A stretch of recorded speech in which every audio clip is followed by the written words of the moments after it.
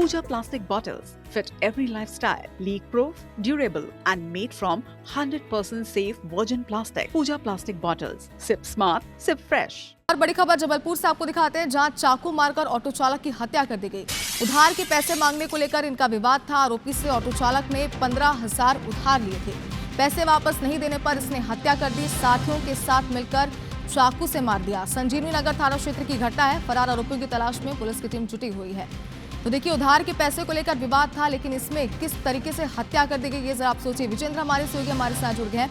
अब विजेंद्र, उधार के पैसे को लेकर विवाद था, लेकिन जरा समझाएं कि विवाद इतना कैसे बढ़ गया, क्या ऐसी नौबत आ गई जो हत्या यहां पर कर दी गई, इतना बड़ा कदम उठाया गया और क्या कार्रवाई अब तक?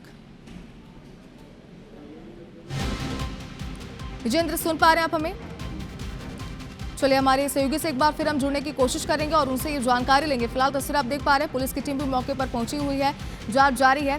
पैसे वापस नहीं देने पर ये हत्या कर दी गई। देखिए, मामूली रकम है 15,000 रुपए के लिए एक युवक की यहाँ पर हत्या कर दी गई। कितना गंभीर विषय है जरा आप सोचिए, और कहीं ना कहीं एक बड़ा सवाल कि शहर में आखिर ये हो क्या रहा है। कभी चाकूबाजी की खबरें सामने आती है, कभी चोरी की खबरें सामने आती है, और एक बार फिर से चाकू मारकर बेदर्दी से हत्या करने का मामला यहाँ पर सामने आ रहा है। और यहाँ पर विवाद था उधार के पैसे मांगने का, जिसको लेकर ये हत्या की गई है। आरोपी से ऑटो चालक ने 15,000 उधार मांगे हुए थे और पैसे वापस नहीं देने पर उसकी हत्या कर दी गई। साथियों के साथ मिलकर चाकू मारा। संजीवनी नगर थाना क्षेत्र की पूरी घटना बताई जा रही है। जैसे इसकी जानकारी आसपास के लोगों को पहुंची, उन्होंने पुलिस को जानकारी दी। पुलिस की टीम पहुंची हुई है। पुलिस का कहना है कि मामले की जांच जारी है और फरार जो आरोपी हैं, जिनकी तलाश में पुलिस की टीम जुटी हुई है।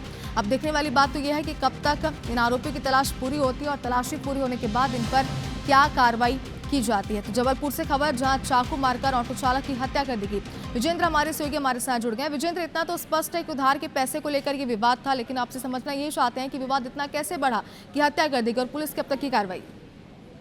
बिल्कुल, ये चंद रुपयों की खातिर और उधारी वसूलने की खातिर ये लगातार विवाद हुआ और कारण भी इस हत्या का यही बताया जा रहा है। 26 वर्ष का ये ऑटो चालक था आयुष साहू, जिसने अपने व्यापारिक काम के लिए ही 25,000 रुपये की राशि जो है उधार ली थी।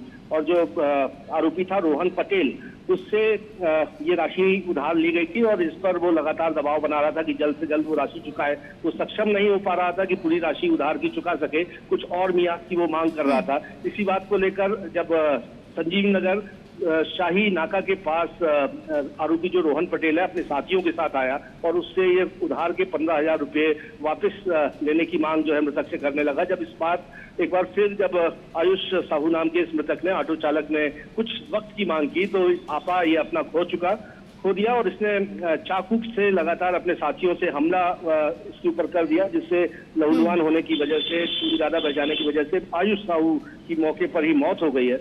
और इस मामले पर हत्या का मुकदमा जो है वो दर्ज कर लिया गया है, FIR जो लॉन्च की गई है। बिल्कुल विजेंद्र, कुल मिलाकर देखिए तो चंद रुपयों के खातिर किसी की हत्या यहाँ पर कर दी गई, लेकिन जरूरी है पुलिस इन तरीके के मामलों पर कार्रवाइयां करे। तो आगे जरूर अपडेट लेंगे। बहुत शुक्रिया पूरी जानकारी के लिए।